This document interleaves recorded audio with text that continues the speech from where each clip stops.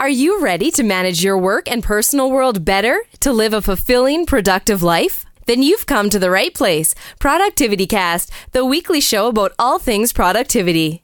Here are your hosts, Ray Sidney Smith and Augusto Pinaud, with Francis Wade and Art Gelwicks.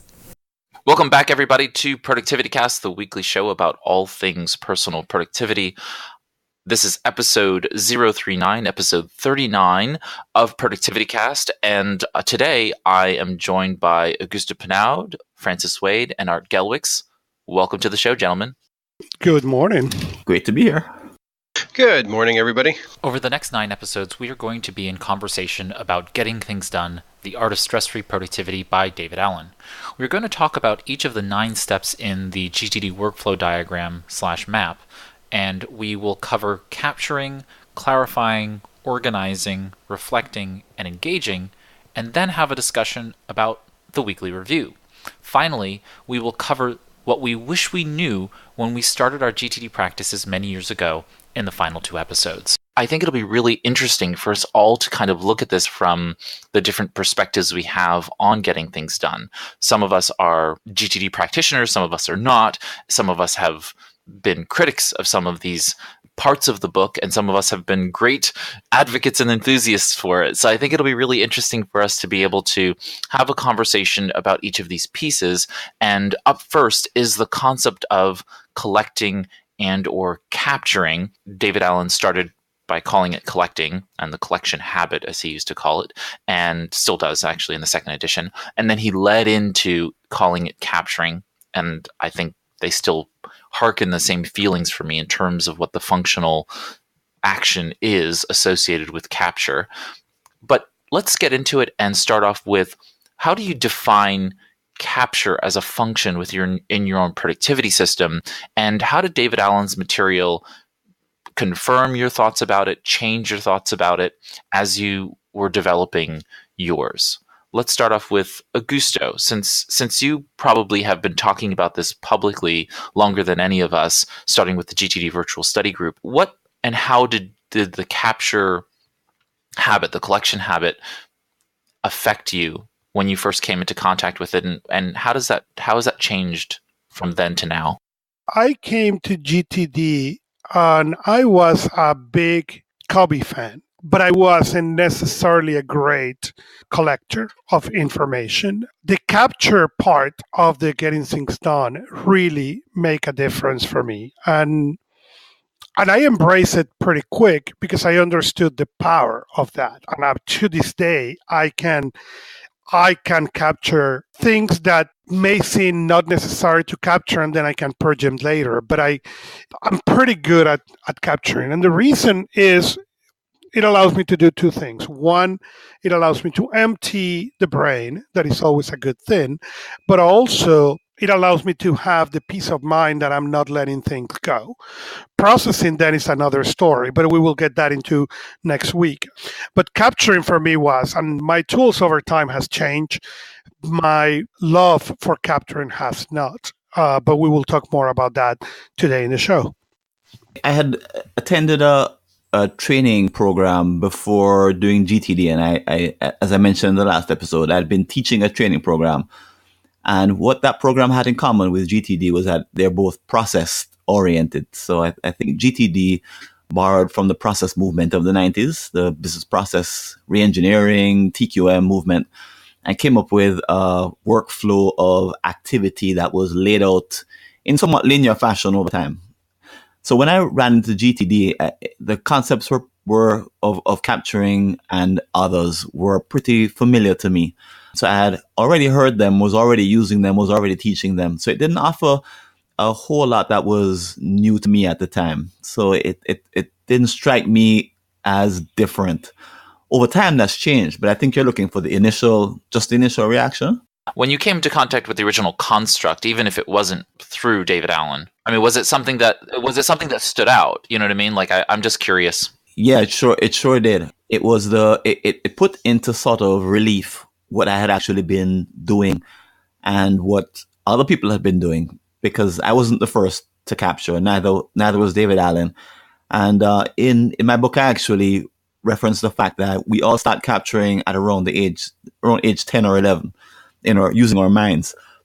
And Ben Franklin was doing it according to what he wrote about it. So it's not a new concept. What he did was to put it into words in a book for the first time. That was his, I would say, his hit, the part that he added that no one else had done before as clearly as he had done. Right, and he says as much in the book, that these aren't new concepts. He just basically gathered them together into a cohesive system, and one can appreciate that.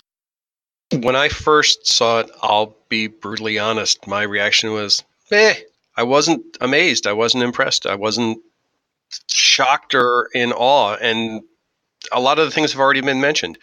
It seemed, I don't want to say reductive. It was very much everything that had already been out there. It was boiled down. It was calcified in a way where business people could say, "Ooh, I have a book. I can go through this process. I can do this, and supposedly I will be successful."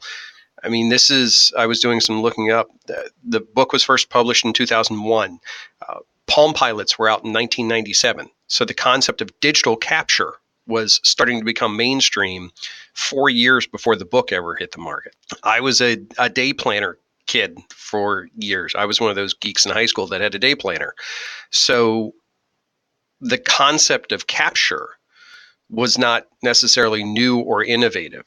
I think what the book did, though, and it's one of those watershed moments that you find in pretty much anything, it gave it a lens. It gave it a focus to be able to say, okay, this is something that you should be doing, regardless of all these other disparate systems. There is a process here that you can follow to be able to do this. And to me, that's where the capture part of this kind of flipped over. I don't want to use the term jump the shark, but it makes that leap. Instead of just taking the Post-it notes, it's like capturing for a reason. And it still has that connection today. Capture for an ultimate purpose. And when you go back and you say GTD has become the Kleenex brand equivalent of productivity, where everybody kind of knows what you're sort of talking about when you mention it, but it doesn't change the core piece of it, of the capture, which I think, like Francis said, we've been doing this for a long time. Everybody does that. You learn that in high school. You learn that in elementary school, to write things down. It's just writing things down with a specific purpose. You see, I agree, and I was the Palm Pilot geek. Okay, I save at the time. I'm not going to say how much of my salary I save, and I work side-wise to be able to afford my first Palm Pilot. But I had before the Palm Pilot a Casio planner or electronic thing. I was always an electronic guy, so I had a Casio one that had the thing that you could not back up. So every weekend you need to go and make sure anything you put into that thing, you copy on paper somewhere, otherwise the thing will die and you lose everything. Lucky enough, the Palm Pilot could back up. That was for me the biggest feature it had after I learned at least to do graffiti. But what the book gave me was, I agree with you, we were capturing, but I was capturing what I thought was important, regardless if it was important or not. It was, this is somehow not worth of capture because this is not that important. And what the book gave me was the understanding that it doesn't matter how important or not important the thing looks at the moment. You capture it regardless. That was, for me, was a game changer when I read that. I don't think I had that before I read the book. I was capturing things, yes, but I was capturing things when I was going to make something about it, not necessarily because they just pop up on my psyche. As we continue along the conversation, I think this is one of those cases where it's good for our listeners to hear about the practice itself of what you should capture and how much do you and should you capture. And I think you provided a really good segue here, Augusto, which is that David Allen talks about this concept of complete capture, capturing 100% of what comes into your periphery as a commitment. And these can be commitments that are bundled within something that may be unknown and or something that is overtly known. And So I'm curious from all of us, how do you capture and what do you capture? What's your capture practice today? I actually have this as an exercise in my training, where I ask people to say what tools they use, so to speak. Because what I've found, I originally would answer the question very simply and say, "Oh, I capture everything in my Android phone using Keep." That's what I would say if I were to ask the question in public. But between you and I actually have a distribution of different methods. So there's some things that I still use memory for, unfortunately. I think this is just habit. There's some things I'll scribble on a piece of paper, very, very rarely, and I try not to, but sometimes it's just faster to do it. Sometimes I'll put something straight into a calendar if my calendar is already open and something happens to come to mind. Sometimes I'll put something into my auto scheduler if it happens to be, once again, I happen to be in it and I happen to have the thought at the moment. So it depends on the moment. Maybe 90% of what I capture goes through Google Keep on my Android phone or on I have a web app, I guess. But the others are sort of vestiges of older or more recent capturing practices. So I haven't consolidated my behaviors into one behavior yet. Although I keep thinking I should, I still have these sort of vestiges of old behaviors. Whatever I capture, it's not enough. And I'll quantify it that way. I capture everything possible because I don't trust my memory. Not that I can't remember things. It's just I don't seem to remember the right things at times. Movie trivia, not a problem. Remember taking out the trash? Not an issue. That becomes the problem.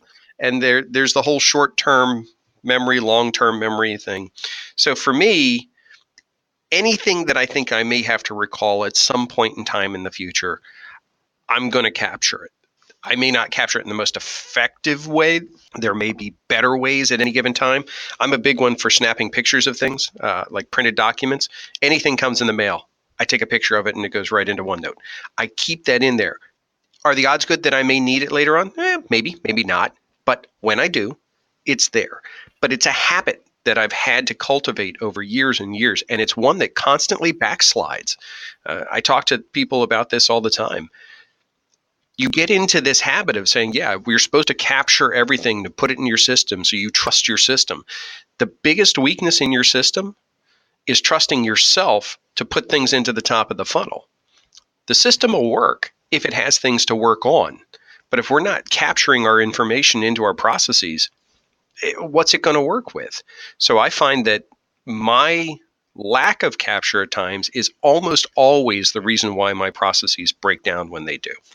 So reinforcing to myself, what do I capture? Everything I possibly can. If I don't need it, it's really easy to delete later on. I capture anything and everything that I can. And that is exactly the reason. If I discover, oh, well, I captured this and it's really irrelevant, or I will not use it, or any of that, it is a really piece of cake to just say, delete, I don't care for this. But what I have discovered, like you, is that if I say, oh, well, I can capture that later, that thought not only will haunt me because I will not remember, but it will never come back until it's OS time. And you are, oh, great, I should have had this done. So without any doubt, over the years, I have learned and be comfortable with overcapture. And there are things on my system that without any doubt, they are overcaptured.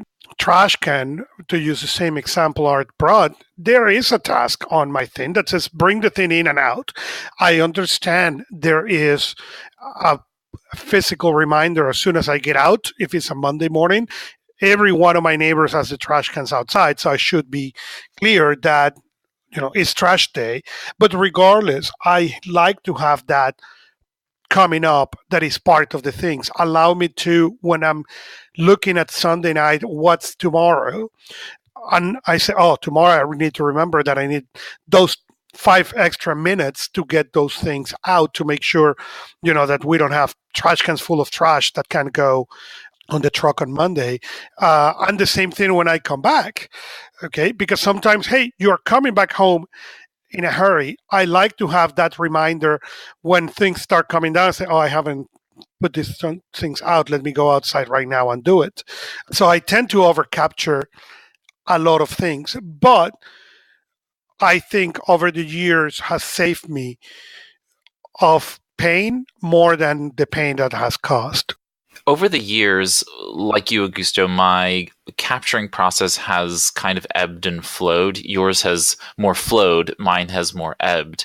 And I don't know whether it's just because I have a stronger sense of trust in my system, but what I have found is that the better and more complete my capture process has been, the skills and habit associated with it, the less I capture redundant items in that sense.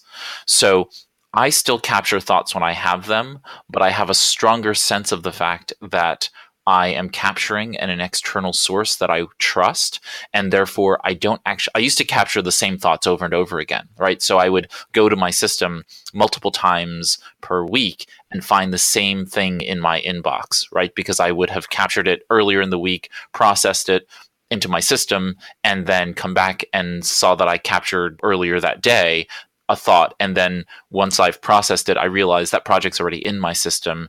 And so therefore, it hadn't yet left my unconscious. My mind was still doing that work. And I feel like as you get better at being able to collect into a system that you trust, then you stop doing that. Your brain can let go. And that has been a huge savior of my mental faculties, because now that's energy that I'm not using for trying to remember everything. And for those of you who are concerned that by capturing everything out of your head, somehow you're going to lose a capacity, I still remember just as well as I did now going back to 2001. So it's 2018, 17 years ago. So there was no loss of faculty from getting everything out of my head. I feel fully and completely mentally capable as it relates to the same memory. We all are born with just about the same memory as we have today. You can do mnemonics and other kinds of things to train your memory. And I feel just as good. I don't feel like I've lost a faculty. So I know there's some people out there who sometimes just are like, well, I don't want to save everything in an external system because then somehow, like a muscle, I'll lose the ability to remember things. Your memory was just as bad as it was when you start GTD, and it'll be just as bad once you get to be a really great practitioner. But likewise, it'll be just as good. So I did want to kind of point that out.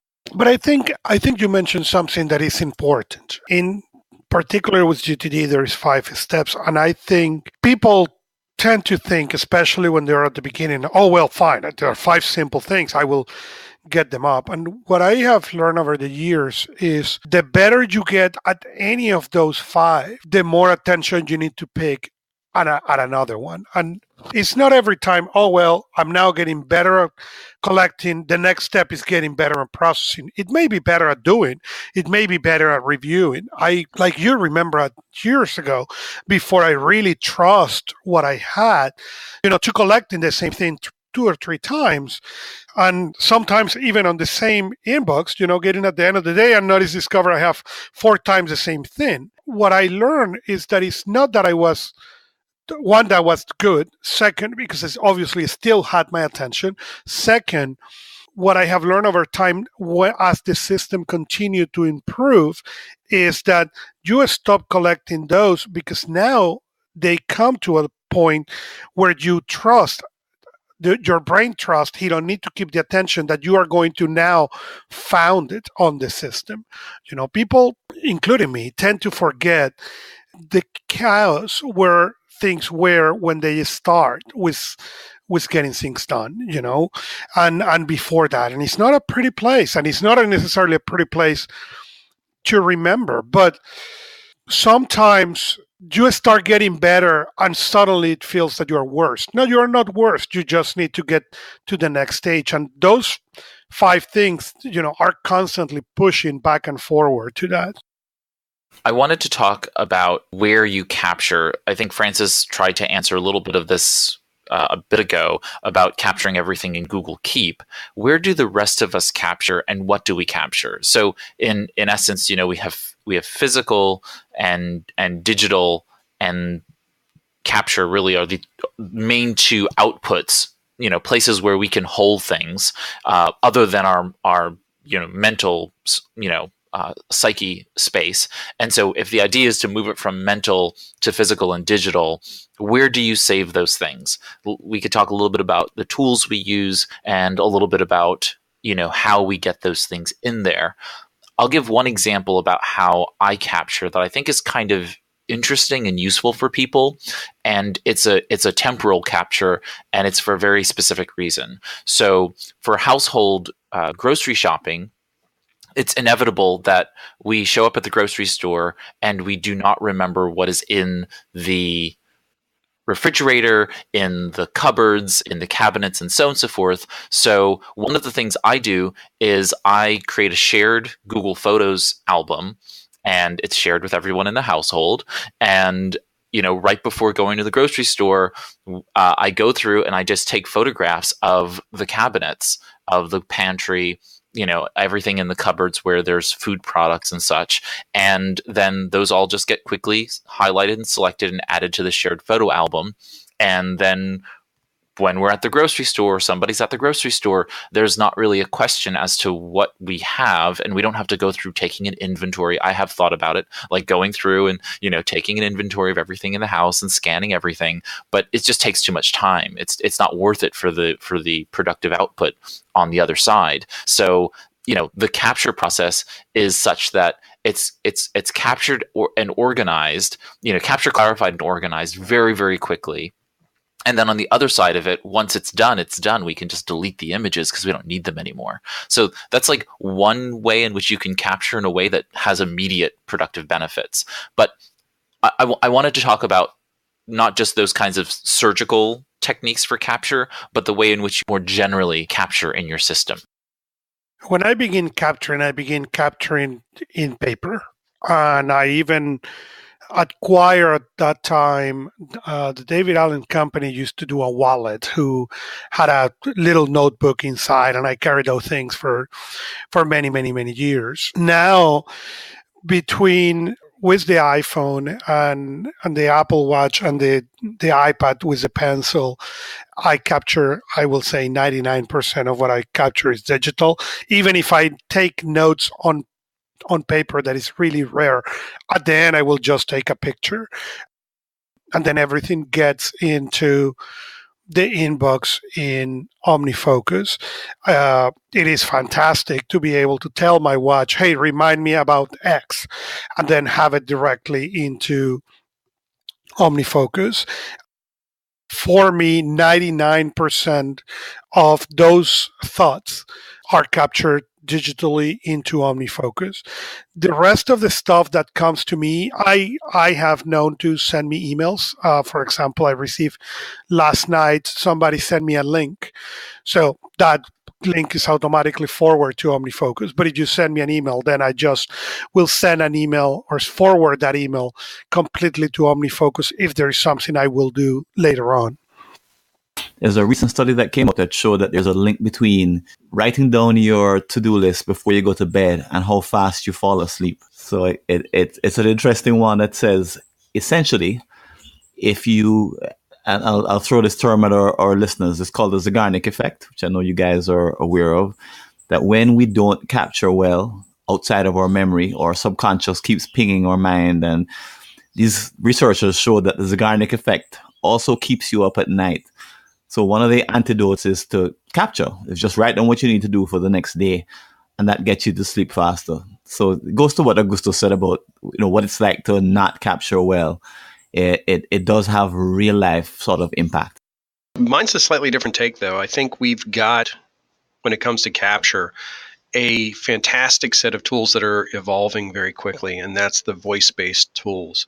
Whether you're using the Echo, whether you're using the Google Assistant, whether you're using Siri, it doesn't really matter. One of the biggest liabilities of capture has always been the mechanical process of doing the capture. But with a voice-based assistant, you can do that capture with basically no thought at all. And I'll use your process of identifying things to go grocery shopping for. Mine's very different. But similar in the respect that everything has to get captured. I'll stand in front of the refrigerator, look and say, oh, you know what? We're running out of mustard. I need mustard. Hey, Echo, put mustard on the shopping list. And what that does is not only is it an immediate capture because she responds back saying, hey, it's been put on the shopping list, but also that shopping list then feeds through to my Todoist so that when I'm standing in the grocery store, I can pull up my list of things I need to pick up and it's done. There is no mechanism that anybody has to learn. All they have to do is know how to speak, and they can capture into that particular system. So my wife can do it, my son can do it, whatever's necessary. That flow process is there. So from a capture standpoint, again, one of the biggest liabilities has always been that physical mechanism. The more convenient that physical mechanism can be for you, maybe voice isn't your thing, maybe pictures are, maybe text notes are, maybe text messages are, doesn't matter. Find that convenience point for you, and all of a sudden the capture makes it much easier. That's what I had to do in many cases. And I've found that, at least for me, the voice part is significantly improving the ratio of things that I capture versus the things that I don't. I really like that workflow art, and I do keep a grocery list in my system. So there's two sides of it, right? Because it's like the stuff that you capture as you run out of it, and then the things that you're in the grocery store and you're like, well, there's a really great sale on toothpaste. This actually happened to me the other day, right? So, Target had this really amazing deal on toothpaste, the toothpaste that I buy. I was like, do I have any in the cabinet? I can't remember, that kind of thing. And it was too good an offer to pass up. And so now I have toothpaste for 2 years. And it's likely that I would have purchased it anyway, because, toothpaste is going to get used. The discount certainly was worth purchasing it the bulk up front, but it's things like that where it's like, do we have enough ketchup? Do we have enough whatever? It may not have run out, but now, there's a sale or a discount. And I really like the idea of being able to buy in bulk discount and save the money up front. And, that kind of thing. So it's a really, I now that I've been doing it the last couple of months for grocery shopping, it's actually been really revolutionary. I got to go right with you on that and take it to the next step, because this is one of the things that I've started doing over about the past month. If I'm standing there and I'm looking at something like the gallon of milk, and I know that the gallon of milk is about half full, but its expiration date is on Tuesday, I'll literally say, remind me on Monday to buy milk, because I know the milk's going to go bad. Well, I'm not thinking about that. There is no reason for me to tie up mental cycles on when the milk is going to go bad. That's what the tools are designed to do. So whether it's a voice statement out to a digital system, or whether it's a note in a paper planner, whatever, what you've done is you've accomplished something in your process through just the act of capture. I definitely agree. I wanted to just talk a little bit about my own system and of capture for the listening audience, and we can kind of move on from there. For me, I actually do a lot of stuff in physical, although my entire system otherwise is managed digitally. And so, as many of you know who have listened for a while, I use Remember the Milk as my task manager, and I use Evernote in Confluence. So the way I do it is that everything that happens in physical paper, like I like taking physical notes in meetings. I still just really like the idea of taking physical notes. And so I have many tools for being able to capture physical notes, from a LiveScribe pen and notebook to, I just recently bought a new notebook paper pen, Everlast by the Rocketbook folks, that allows me to automatically scan things from the app, and they drive directly into where I want them to go. So they can go to Evernote, Google Drive, they can be emailed automatically just by checking a little box on the paper. And that's really, really fantastic. The scanning technology is great. But that comes down to taking thoughts from a book, right? So if I own the book and it's not a book that I've gotten out from the library or something like that, and it's not digital, right? Kindle allows you to synchronize your Kindle notes and clippings directly to digital. But if I'm writing notes in the books that I own, which I heavily annotate the margins of my books, I just sit there with my Evernote open and I just hold it over the page. It captures that image and drags it into Evernote. And then remember, I'm not processing the Evernote inbox from Evernote. I'm processing it from the Remember the Milk task inbox. So everything digital goes in there. The Alexa and Google Homes that are, in my home and office, those are set up so that I can add by voice directly into my task list. And I use every device. I mean, since I can capture in almost every way with regard to Remember the Milk, it might be sometimes an email or a text message, or I'm capturing directly from the desktop environment using a keyboard shortcut. I'm capturing always into that Remember the Milk inbox, and has been a really, really great process for me so that I'm able to, wherever I'm at, capture. When I'm driving, when we end recording here, I'm going to be hopping in the car and driving a couple 100 miles. And in that time frame, I'm going to have a great amount of time to be thinking by myself in the car. And it's a beautiful time to capture. That ability, like Art said, to audibly capture into your system is remarkably helpful. So I hope that helps folks really understand how I capture, and really connecting physical items, just always captured into a space where you know that you can capture it. And this brings me to the nature of capture creating some challenges for your productivity system. And I wanted to talk about some of those problems, which is there such a thing as over capture, and how do you deal with the overwhelm that comes with maybe getting started with getting things done, or GTD, and recognizing that you have all of these things. And next week, we're going to obviously be talking about clarifying or processing one's inbox. So I don't really want to think about it on the flip side of that. I really want to stay on the cusp of capturing specifically, but are there things we can do to calm our nerves with regard to not capturing because we get potentially nervous about over capturing? And as our resident over capturer, Augusto, what do you have to say to that? Well, there is no such thing as overcapture. I already established that. It's been established. Overcapture may have been the time where I was capturing the same thing 3 times. But the important part to the capturing process is, are you capturing everything that you need to capture? And those things that are maybe coming 2 or 3 times, even that is the same thing, they may come in for a reason. You may be missing something. You may be, obviously, if it's still coming up, there is 2 possibilities. One, you are not trusting what you capture already, okay, and that happens.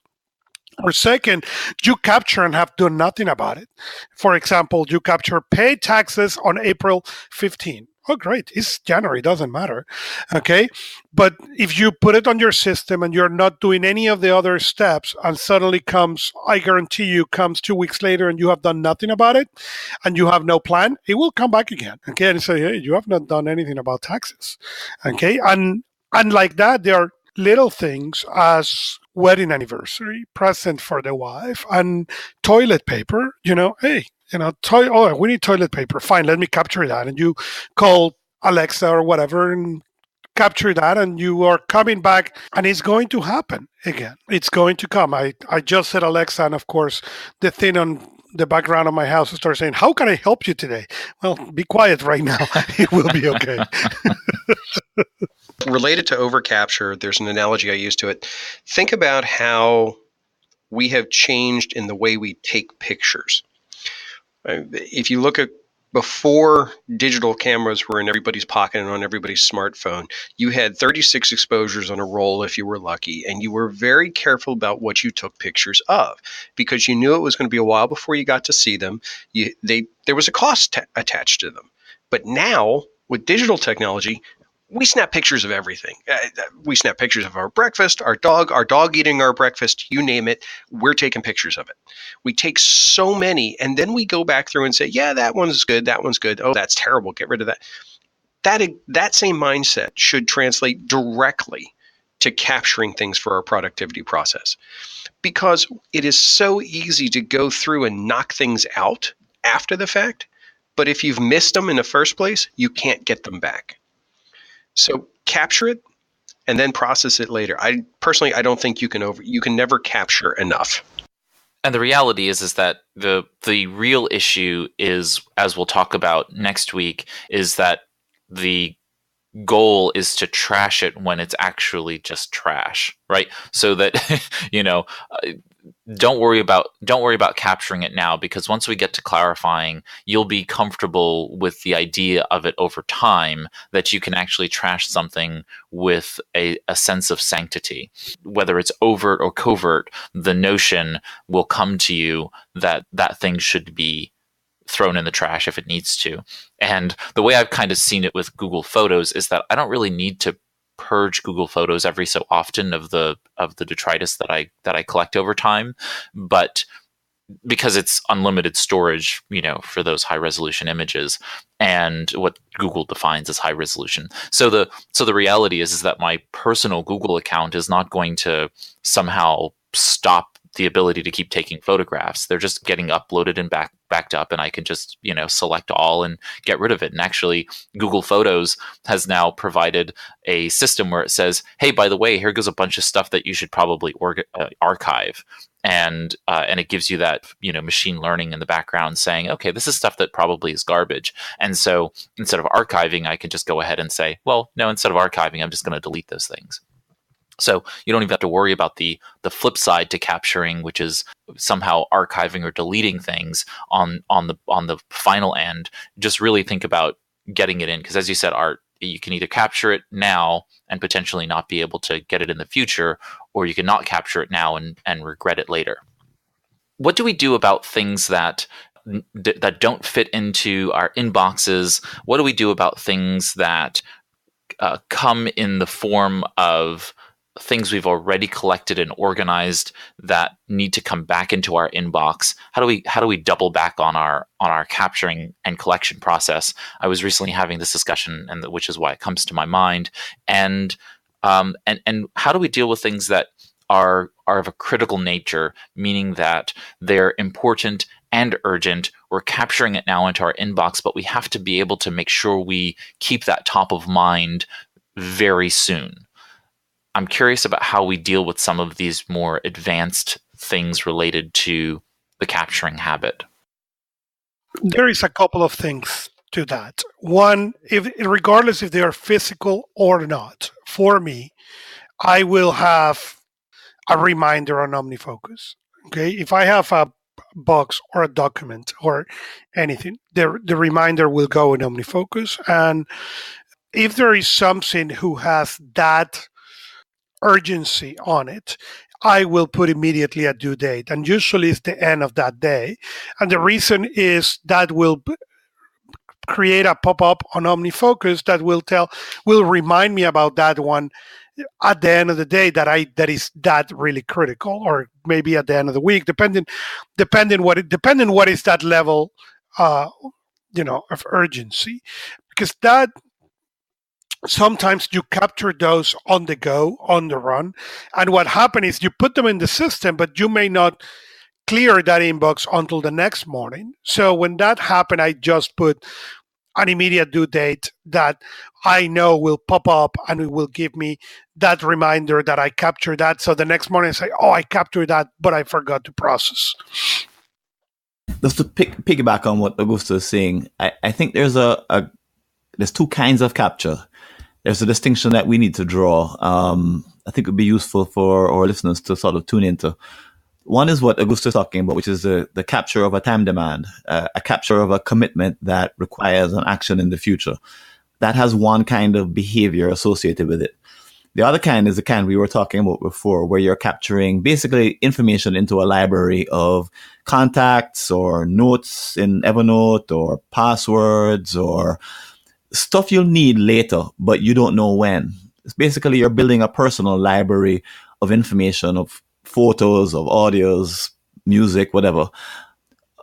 Stuff that you may need later, but you're going to put into some kind of library that's indexed, that when you need it in the future, you'll be able to pull it up. Those two kinds of capture are very different. One is a clear commitment that you're making. The other one is a just in case I need it, I'll put it in my library kind of behavior. I think the second has all of the urgency and the Zeigarnik effect and it going to sleep at night. That's the part. The ones in the time demands are the ones that really bother us more than the ones that are related to our library. Unless, of course, we can't find something in our library that we thought we saved. And as Art said, the picture is gone forever. But I think the two behaviors are very different. Even though we're using the word capture for both of them, I think they're very, very different. There are definitely different layers of capture. I would agree there. One thing that I wanted to note is when we get to the idea of having and starting a system, we tend to get overwhelmed by a number of different things, and especially once we started practicing GTD for quite some time, or really you don't have to practice GTD in order for the capture concept to be useful to you. And so if you get to that state where you have something that has been captured, you have clarified it, you've organized it, and for some reason it languishes in your system.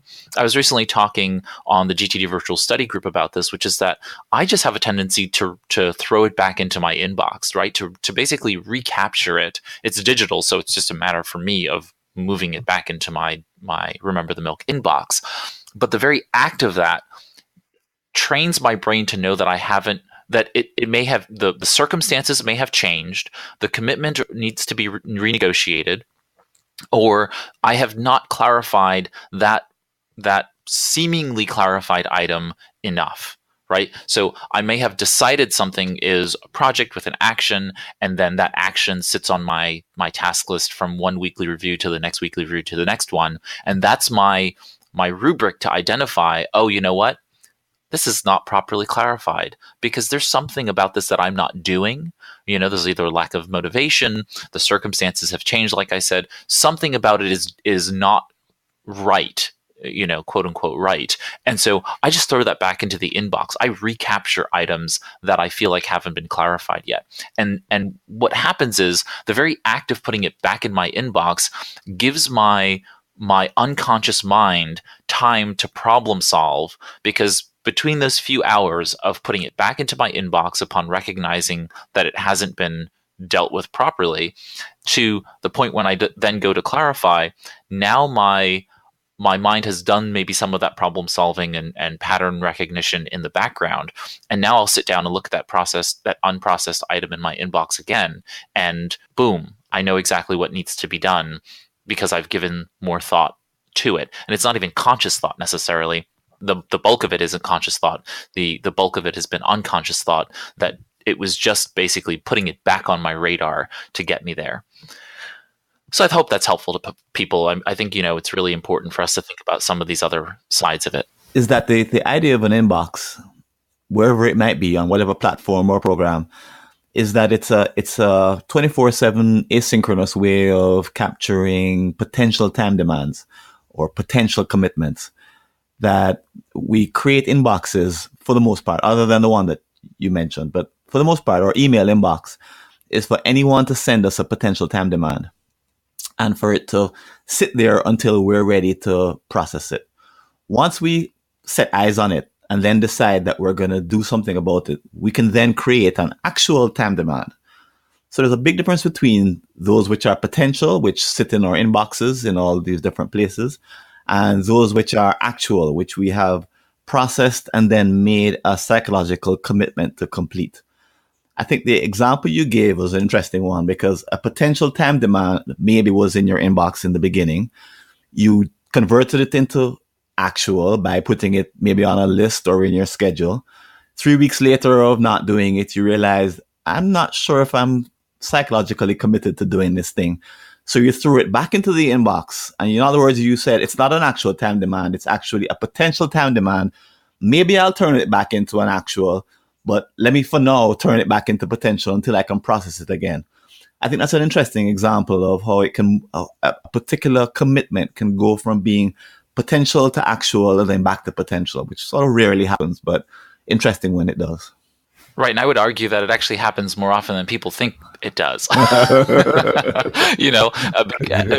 Because we all want to say we do all the things on our task lists, and they don't get done. And so, what is the appropriate mechanism for being able to get them done? And I think when something's not getting done, you need to put a little bit more energy, and whether that's engaging with it more or reflecting on it more.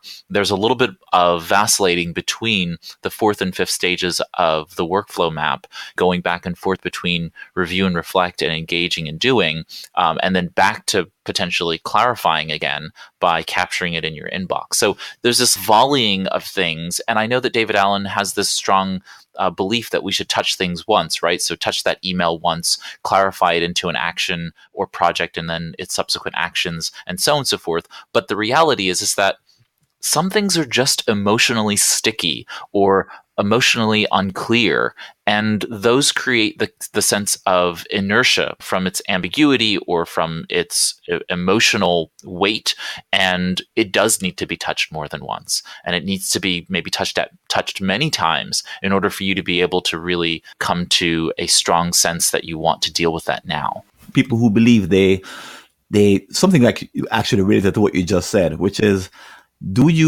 are you obligated to complete everything you capture? And I tell them, no, you're not. And you can see them sort of smile and start to relax, because up until that point, they have told themselves that everything they capture, they have to do. And they also have to do it maybe even by keeping it in memory, which is what one person told me. But those are two stressful beliefs. If you could just capture freely and just let go of the fact that you've captured, and then have nothing to do with your capacity to actually execute it. You're just capturing it with the intention to do it, but you may never do it. That can actually free you up to just capture freely and capture without any sense of guilt. I do want to note that David Allen covers this whole concept of capturing in three different parts of Getting Things Done, the second edition, the one that was published in March 2015. And so he covers it in Chapter 2, Chapter 5, and Chapter 11. So if you want to go back to those chapters to review the material, it's just a portion, a section within Chapter 2. And then Chapter 5 and Chapter 11 is where he really dives into the material deeply. So if you're interested in learning fully about capturing and the capture habit and skill, I would go to those chapters. Even that we talk a lot about digital capturing, to complement what Francis said, it doesn't matter how you capture. It's completely fine that you capture in a notebook, in paper, in a digital version. Doesn't matter. The important part is that you are actually capturing, and that you are capturing everything that is coming to your mind. As Francis said, no, you don't need to do everything that you capture, but it's important that you capture everything that has come to your attention. Great. So this closes out this episode of ProductivityCast. And so do you have a question or comment about this cast, GTD specifically, or something else we discussed in this episode? Feel free to visit the page for this cast at productivitycast.net/039. That's the episode number 039. And leave your question or comment there. We'll be happy to engage with you. Have another topical question about personal productivity not discussed on this cast, please visit productivitycast.net/contact, and we'll go ahead and get your questions there. Thanks to Augusto, Francis, and Art for joining me here on this cast. You can find this cast's show notes and how to subscribe at productivitycast.net/039. And if you could, please add a rating or review in iTunes to help us grow our personal productivity community of listeners. And thank you. That brings us to the close out of this episode of ProductivityCast, the weekly show about all things productivity. Thanks, and we'll see you next week when we discuss clarifying or processing in the GTD system. That's it for this ProductivityCast, the weekly show about all things productivity, with your hosts, Ray Sidney Smith and Augusto Pinaud, with Francis Wade and Art Gelwicks.